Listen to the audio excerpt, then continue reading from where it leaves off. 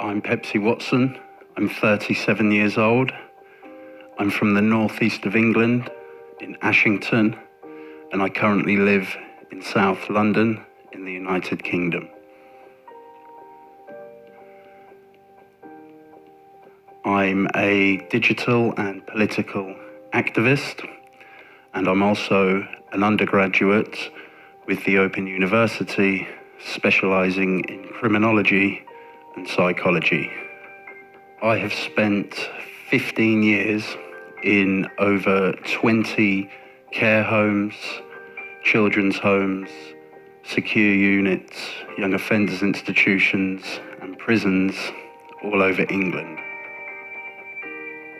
I was first sent to custody in 1996 to a secure unit in Shepherd's Bush in West London.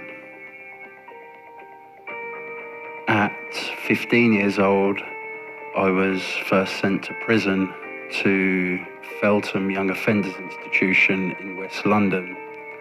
And while I was there in 1997, the prison officers were playing games of Colosseum, where they would place me in a prison cell with a known violent prisoner, and the prison officers would bet on the outcome. At 18 years old, I spent 3 years in Aylesbury Young Offenders Institution in Buckinghamshire. Whilst I was there, I was abused by prison staff. I was stripped naked and threatened with rape. I had my hair pulled out. I had bones broken, and I was forced to drink toilet water to survive, and I lived with cockroaches in a concrete tomb for prolonged periods of isolation. When I was released from this prison 3 years later, I walked to the woods with a loaded 410 shotgun, and at 2 o'clock in the morning I put the barrel of the gun in my mouth, but I didn't have the courage to pull the trigger, so I sat there, leant up against the tree in pain. In 2004, I attended a 3-day trial at Oxford County Court against the British Home Office for torture, assault, inhumane and degrading treatment, and misfeasance in a public office. In 2006, I was sentenced to a short tariff IPP prison sentence. The IPP sentence has now been abolished after a landmark ruling at the European Court of Human Rights in Strasbourg, which condemned the IPP sentence as cruel and arbitrary. My entire life has been blighted by drug addiction. At 12 years old, I became addicted to cannabis. At 14 years old, I became addicted to prescription drugs such as Valium, Temazepam, Moggies, and dihydrocodone. At 14 years old, I also became heavily addicted to amphetamines, or also known as speed. At 15 years old, I became addicted to heroin, and at 16 years old, I became addicted to a range of different recreational drugs, such as acid, mushrooms, ecstasy, and also DMT. At 17 years old, I became addicted to crack cocaine. At 14 years old, I was held hostage by a man and was abused by him. At 14 years old, I was also in a children's home where young vulnerable girls who were self-harming were abused and raped by the staff in the children's home. Throughout most of my life, the state has harmed me, and as a result of that harm, I became a perpetrator of harm. And the more the state harmed me, the more I would harm others, committing burglaries, knife-point robberies, and dealing drugs and being abusive. It reached a point where I was perpetrating near the exact same abuse that was inflicted upon me by prison officers upon my victims.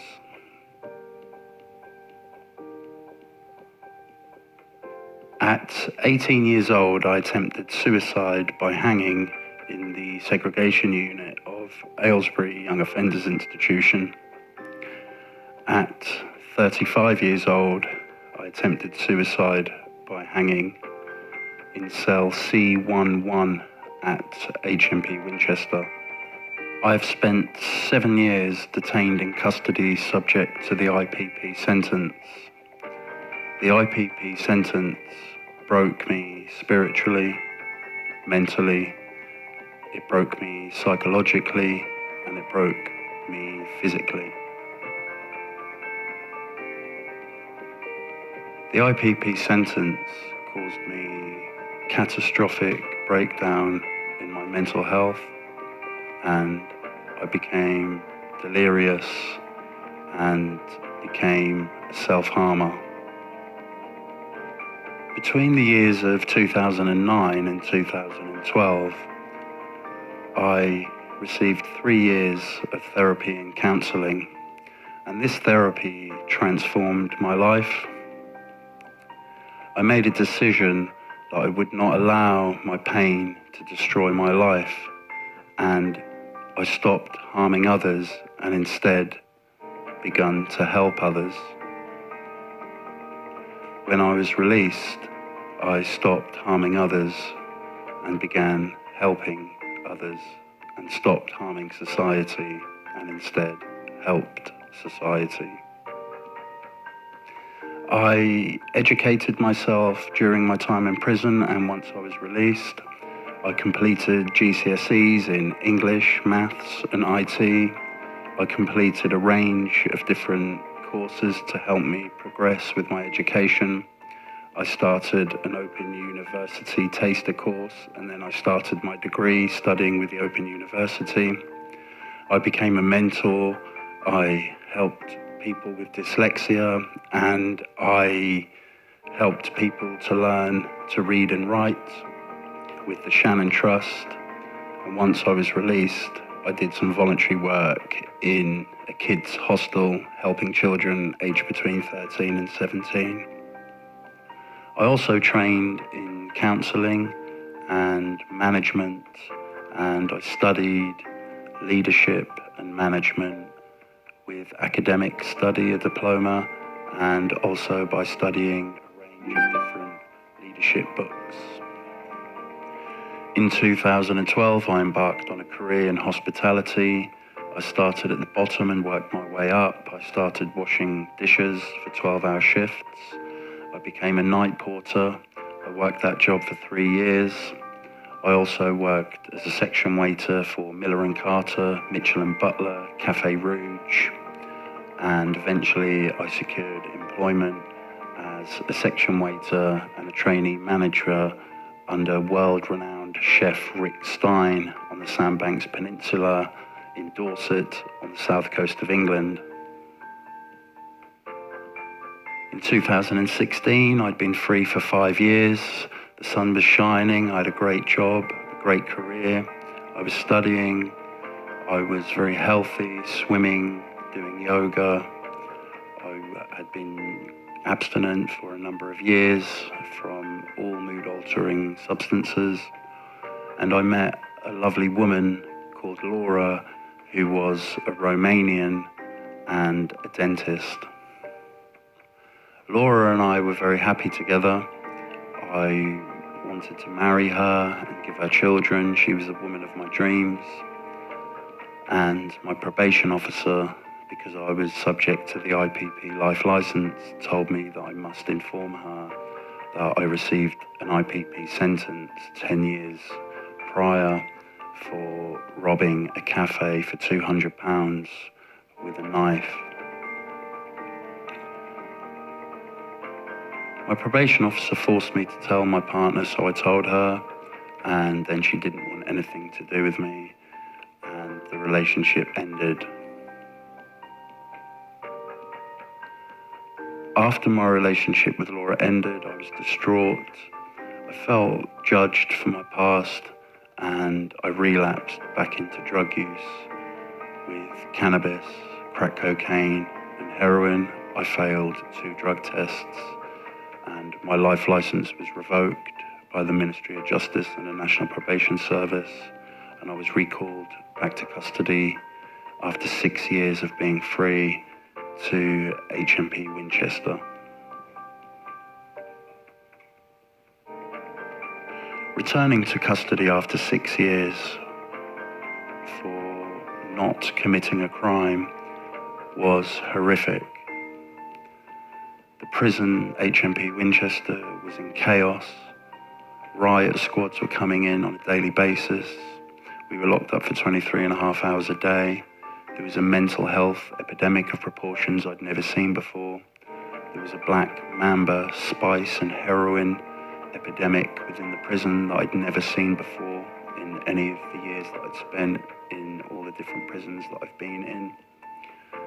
All the most senior staff were leaving and were replaced by new staff, and over time they eventually lost control of the prison, and riots were regular and routine. Every day for 2 years I fought by the skin of my teeth to hold on to my mental health. I did become suicidal and tried to kill myself, but eventually I got through it and survived it. And I trained as a Samaritan's listener and went around the prison helping others who were suffering. And I also wrote a 40,000 word polemic, which Cambridge University said was fantastic. Cambridge University said of my polemic, which was about the IPP sentence and the criminal justice system, that I had an emergent talent for writing and critical analysis, and to get that appraisal from Cambridge University was one of the happiest days of my life.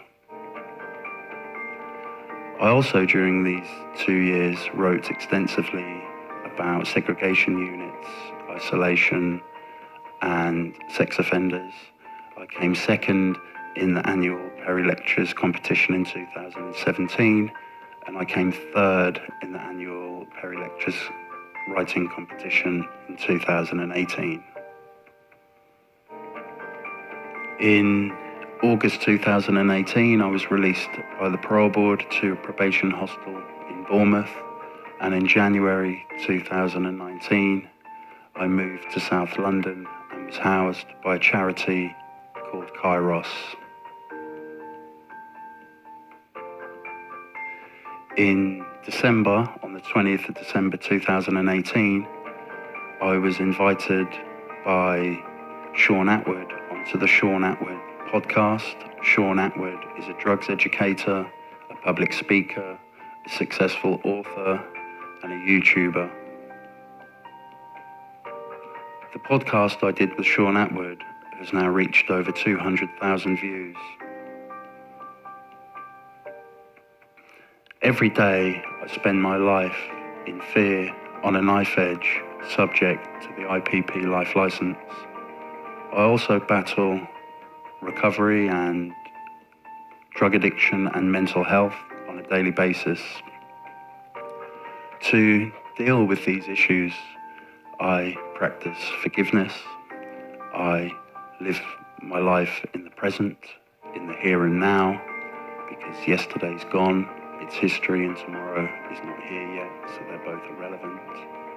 I immerse myself in the service of others and in everything that I do my best to practice good effort and concentration, because when I do so, I am cleaning the corners of my mind. My mission is to spearhead the biggest and greatest campaign in global criminal justice history. I work 12 hours a day to try to keep people alive. People suffering due to the condemned, cruel and barbaric IPP prison sentence.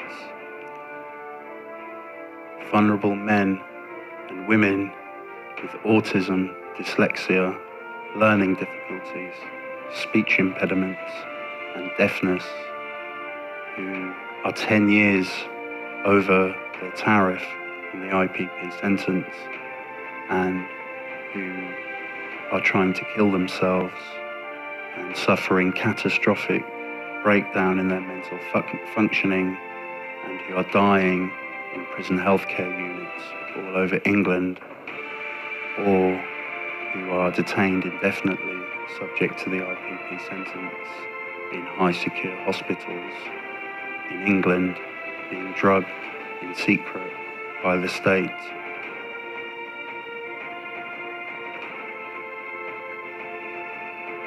I'm trying also to raise awareness on a global scale of the abuses that are inflicted upon children detained in youth custody all over the world. I want to inspire modern thinkers, modern penal reformers, the next generation of academics, the next generation of social workers, mental health workers, police officers, and prison officers. I want to inspire children around the world to make skillful decisions, the right decisions which help them and don't harm them. I want to inspire anybody who is suffering or who is in pain and living in darkness. And I want to inspire you to recognize that you are worth so much more than the pain that you do to yourself.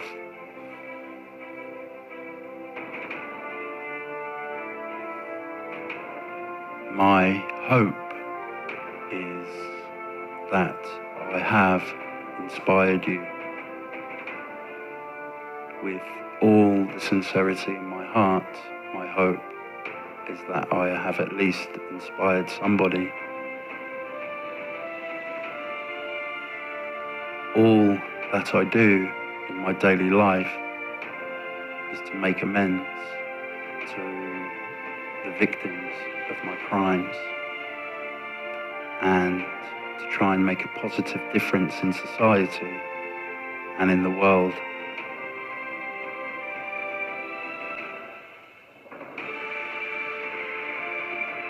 Please subscribe to my YouTube channel, Crime and Justice TV. We can do together what we can't do alone.